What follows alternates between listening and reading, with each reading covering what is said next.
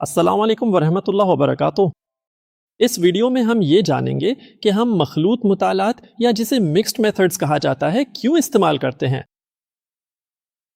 یقیناً مخلوط مطالعات وہ ہیں جن میں مقداری اور معیاری دونوں قسم کی تحقیق کو ایک ساتھ مختلف طریقوں سے استعمال کیا جاتا ہے، جیسا کہ ہم دیگر ویڈیوز میں بھی دیکھیں گے۔ اچھا، وہ کون سی صورتیں ہیں جن میں مخلوط مطالعات یا مکسڈ میتھڈز کا استعمال مناسب ہوتا ہے؟ مخلوط مطالعات کا استعمال کب کیا جاتا ہے؟ سب سے پہلے، اگر اس تحقیق میں ایک عددی یا مقداری حصہ ہو، کوانٹیٹیو، اور ایک نظری یا معیاری حصہ ہو جسے کوالیٹیٹیو اور کوانٹیٹیو کہا جاتا ہے۔ ایک مقداری حصہ اور ایک نظری یا معیاری حصہ ہوتا ہے۔ کبھی کبھار تحقیق کا مقصد اس کے نتائج کو زیادہ وسیع پیمانے پر عام کرنا ہوتا ہے، اور ان نتائج کی وضاحت کرنا ہو تو وہاں مکسڈ میتھڈز استعمال کیے جاتے ہیں، یا کبھی کبھار تحقیق سے متعلق کچھ نکات یا مظاہر کو جاننے یا ان کی تشریح کرنے کی خواہش ہوتی ہے۔ اسی لیے مکسڈ میتھڈز بھی استعمال کیے جاتے ہیں، اور بعض اوقات صرف معیاری یا صرف مقداری مطالعات سے جوابات حاصل کرنا ممکن نہیں ہوتا۔ مثال کے طور پہ مقداری مطالعات کی جا سکتی ہیں لیکن مکمل تصویر حاصل نہیں ہو پاتی، اس لیے ضروری ہے کہ کچھ لوگوں کے ساتھ انٹرویوز کیے جائیں تاکہ اضافی یا زیادہ معلومات حاصل کی جا سکیں، اور کبھی کبھار مختلف یا اضافی نکات سامنے لانے کے لیے بھی، جو اس تحقیق کے موضوع میں معروف ہے۔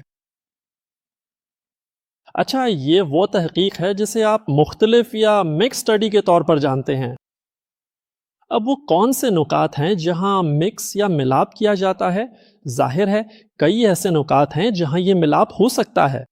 ان میں سے ایک یہ ہے کہ تحقیق کا سوال ایک مقداری اور ایک معیاری حصے پر مشتمل ہو۔ یہ نکات اس طرح بھی ہو سکتے ہیں کہ معلومات جمع کرنے کے طریقے میں بھی ملاپ کیا جائے۔ معلومات جمع کرنے کا طریقہ ایک مقداری حصہ رکھتا ہے جس میں اعداد و شمار شامل ہوتے ہیں، اور ایک نظری حصہ ہوتا ہے جیسے کہ انٹرویوز وغیرہ۔ کبھی کبھار ملاپ شماریاتی طریقے سے بھی کیا جاتا ہے، مثلاً مقداری تجزیے میں شماریاتی ٹیسٹ شامل ہوتے ہیں، جبکہ نظری تجزیے میں مثال کے طور پر موضوعاتی تجزیہ استعمال کیا جاتا ہے۔ موضوعات کے مطابق موضوعاتی انتخاب کیا جاتا ہے۔ بعض اوقات نتائج کی تشریح کا طریقہ بھی مختلف ہوتا ہے۔ ٹیسٹ یا مقداری طریقہ عام طور پر نتائج کی تشریح زیادہ تر کچھ حقائق پر مبنی طریقے سے کی جاتی ہے، جبکہ تحقیق میں مقداری حصے یا متعلقہ جز میں نتائج کی تشریح شرکاء کے بیان کردہ مطابق کی جاتی ہے۔ اسی طرح تحقیق کرنے کا طریقہ بھی بعض اوقات ابتدائی نکات یا نئے نکات پر مبنی ہوتا ہے۔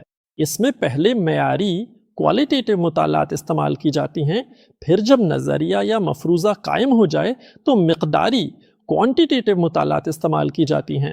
تو بعض نکات میں یہاں ایک الجھن پائی جاتی ہے، یہ کہ آیا یہ نکتہ نیا ہے یا پہلے استعمال ہو چکا ہے۔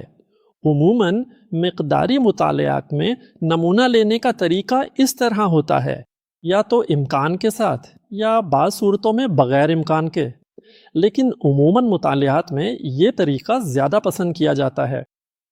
معیاری کوالیٹیٹیو اور مقداری دونوں میں نمونے لینے کے لیے عموماً جسے عینہ قصدی یعنی پرپسفل سیمپل کہا جاتا ہے استعمال کیا جاتا ہے۔ اگر اس مطالعے میں دونوں قسم کے نمونے ایک ہی وقت میں لیے جائیں تو اسے مکسڈ میتھڈ یعنی مخلوط طریقہ کار کی تحقیق سمجھا جاتا ہے۔ یہ تمام نکات جو بیان کیے گئے ہیں اس بات کی مثالیں ہیں کہ کس طرح مقداری اور معیاری تحقیق کو ایک ہی وقت میں ملایا جا سکتا ہے۔ اسی لیے اب اس کا نام مکسڈ میتھڈ یا مخلوط تحقیق ہو جاتا ہے، کیونکہ اس میں دو مختلف حصے شامل ہوتے ہیں۔ ایک حصہ مقداری تحقیق کوانٹیٹیو سے، اور دوسرا حصہ نظری یا معیاری تحقیق کوالیٹیٹیو سے ہوتا ہے۔ آپ سب کا شکریہ۔